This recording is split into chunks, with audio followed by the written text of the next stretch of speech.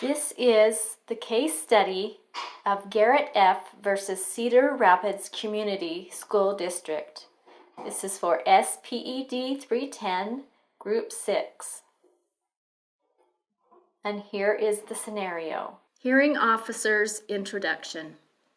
The issue or question: does the IDEA, or Individuals with Disabilities Education Act, require the school district to furnish Garrett F. with regular and constant nursing care while he is in school? We have here today Garrett F. and his mother Charlene. On the opposing side, we have the Cedar Rapids Community School District Superintendent. Each party is represented by an attorney. We will start with Garrett's background and situation. When Garrett was 4 years old, he was involved in a motorcycle accident that has left him paralyzed from the neck down. His mental abilities were unaffected. He is an intelligent, creative young man. He is friendly and just wants to learn. He is able to speak, to control his wheelchair and a computer through the use of specialized devices for quadriplegics. Garrett is presently in the 5th grade and a student in the Cedar Rapids Community School District. He is in regular classes and has done well academically. Yet, Garrett is dependent on a ventilator and a tracheotomy to sustain his breathing. Further, he requires a catheter. This needs to be maintained every so often. As a result, it is necessary that he is attended to by a responsible individual to take care of his life-sustaining physical needs during the day. In his early school years, there was an agreement with the school district. Garrett's family provided the necessary aid during school using a family member to help out, and later used settlement monies that came from the accident to pay for it. Garrett's family has run out of those resources. Garrett cannot attend school without this needed medical assistance. His mother has requested under Iowa law and IDEA that the district provide the financial responsibility of a one-on-one healthcare attendant to be provided by the district. The district denied this request because they felt that it was not their legal obligation and have limited financial resources.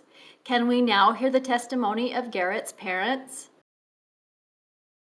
We have cared for Garrett at school for a very long time. All we are asking is that the school provides a nurse to do the work that we have done for the past 6 years. There does not need to be a doctor, just a simple nurse will do. We have had very little professional training, so we know that a nurse would fit the job description very well. There are a few tasks that need to be done, and these are take care of the respirator, do CPR needed, and care for a clogged airway. If it is not done, then it will not allow Garrett to go to school, to learn, and to socialize. Every child is ensured to have a free, appropriate public education, so I think that the school should provide such services for Garrett and other children similar to him.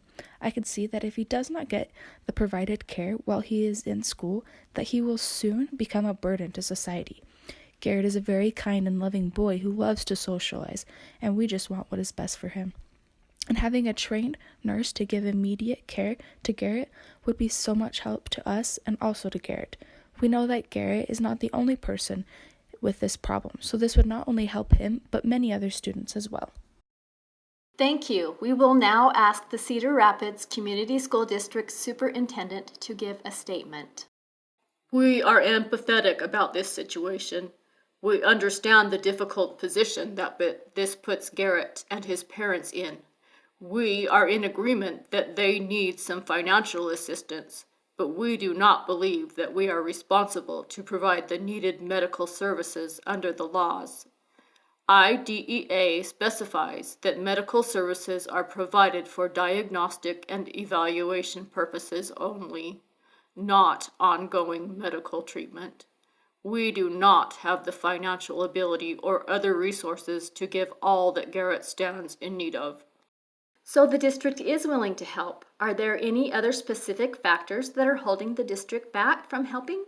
No, we are willing to help. However, we are already overburdened to provide services to the 2,200 disabled students in our district. We care about Garrett and want to help, but are struggling to do so. In addition, we are concerned about the liability that this puts us, the district, in. We are also concerned for the teachers and the health caregiver that would be hired for this purpose. Thank you, Superintendent. Could we hear now from the school district's attorney? To start off, I would like to state that the schools are not to pay for medical needs for a student. I would like to make aware of the free, appropriate public education that is available for all children with disabilities in the United States. The law does not require the school district to pay for medical services, and there is no way that we can just hire anyone to do the job. It would need to be someone with a medical background. Related aids and services should be provided to each child. But I do not believe that this falls under related services. Garrett's needs cannot be met by just any person, so it needs to be someone with medical training. But it is important to know that this does not and cannot be a professional doctor.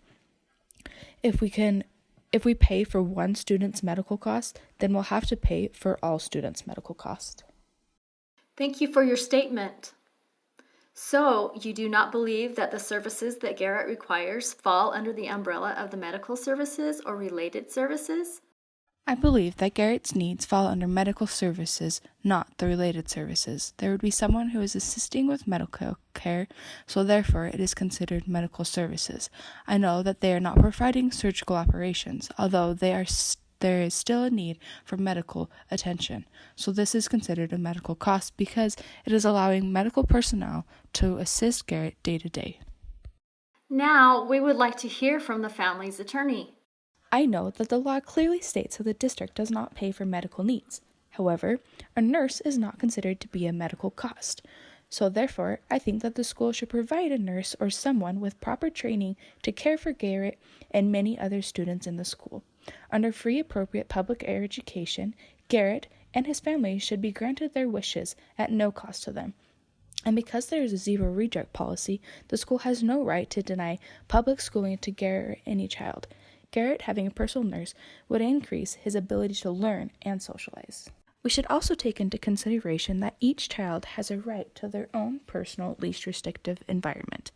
I think that Garrett's least restrictive environment includes having a nurse or someone with proper training at the school to provide care throughout the day. Having someone who is properly trained or a nurse at the school would also make it so that the needed care is faster rather than having to wait until his parents get to the school. Garrett's IEP states that he does need help with his respirator, do CPR if needed, and care for a clogged airway. Thank you. Are there any further questions or remarks before I announce my decision? Your Honor, we as the school district are not apathetic to Garrett's situation. We care about the needs of every child that passes through our district. However, we would require help. We, as a small school district, just do not have the funds to provide Garrett what he would need in school every day. We will help where we can and would just like to request further assistance where necessary. We are not unreasonable. Your Honor, as an attorney for Garrett, I too agree that there should be further assistance granted to Garrett when needed, and I think that it would be in the best interest of the whole district to have a school nurse available to help all students, whether or not they have a disability. Thank you. Does the opposing side have anything further to say?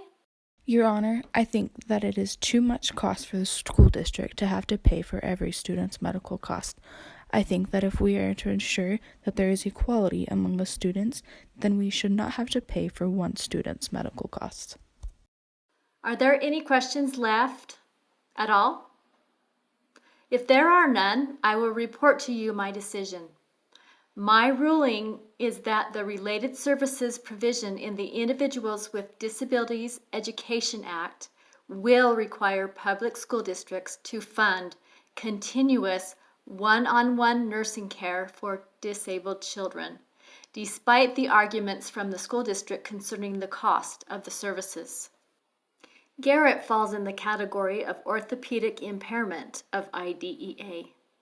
I am relying heavily on the Irving Independent School District versus Tatro case. Under the court's understanding of IDEA's provisions, I deem medical treatments such as suctioning, Ventilator checks, catheterization, and others which can be administered by non-physician personnel will come within the parameters of the special education laws related services. Along with that, I will ensure that there will be more money allocated to the IDEA. This will allow additional federal funding to the districts in circumstances such as this. Court adjourned.